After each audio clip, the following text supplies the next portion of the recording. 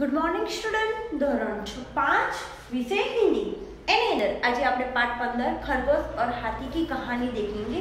तो देखते हैं हम खरगोश और हाथी की कहानी। बहुत ही अच्छी बात इसमें सिखाई गई है।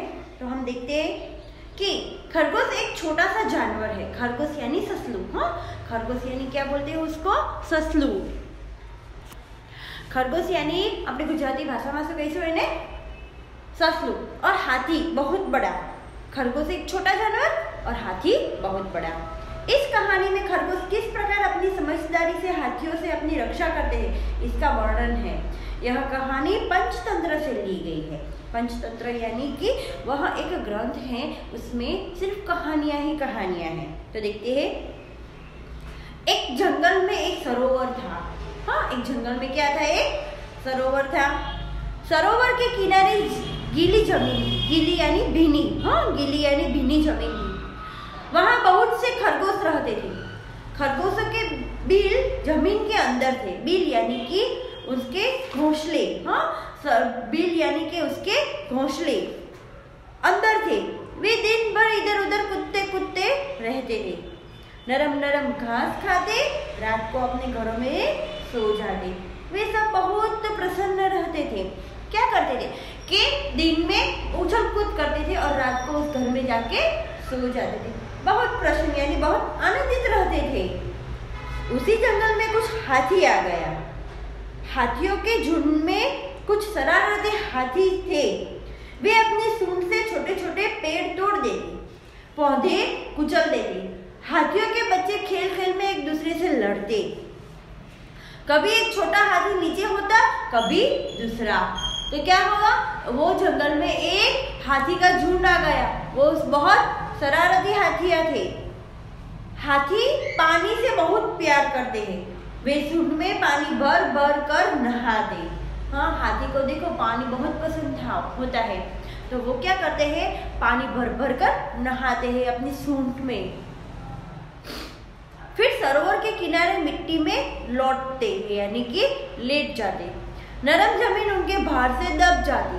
अब उनका भार तो बहुत होता है ना, तो वो जमीन दब जाती।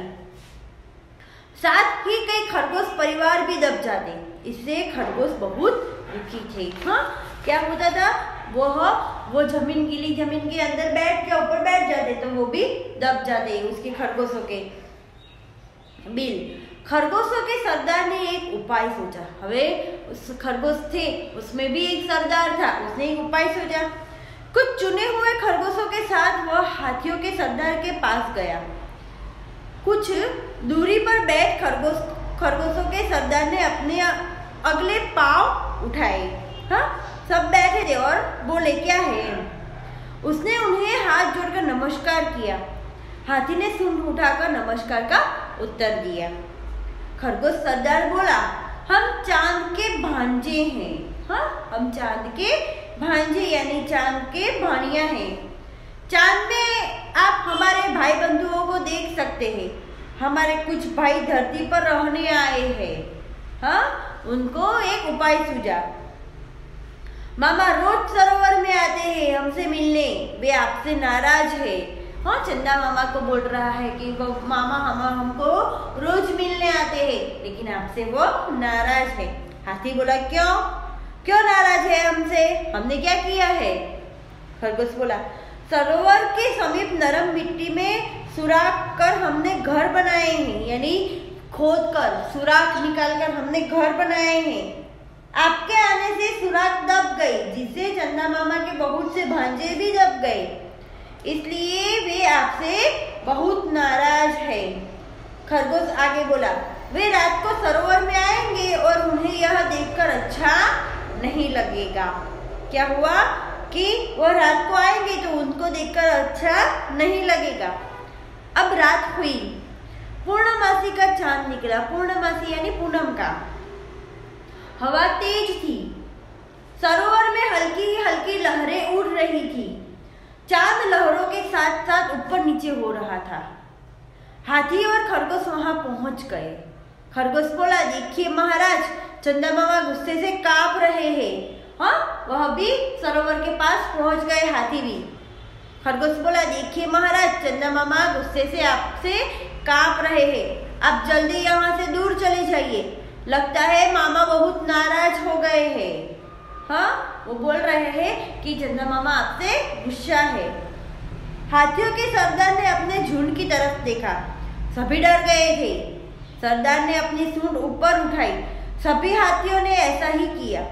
अब सरदार बोला, चमकते हुए चांद को हमारा नमस्कार, हम अपनी गलती मानते हुए आपसे क्षमा मांगते हैं। हाँ, हाथी अब क्षमा मांग रहा है, आप हमें क्षमा करें, हम अभी दूसरे जंगल में चले जाते हैं, अब ऐसा काम नहीं करेंगे जिससे दूसरों को तकलीफ हो।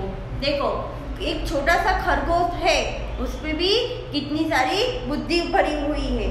इसीलिए हमको यह सीख मिलती है कि हमें भी प्रेम से सभी को आदर भाव करना चाहिए और हमें भी ऐसे ही रहना चाहिए। तो विद्यार्थी मित्रों, मैं इसका स्वाध्याय कल कराऊंगी, आप अगले वीडियो में कराएंगे हम।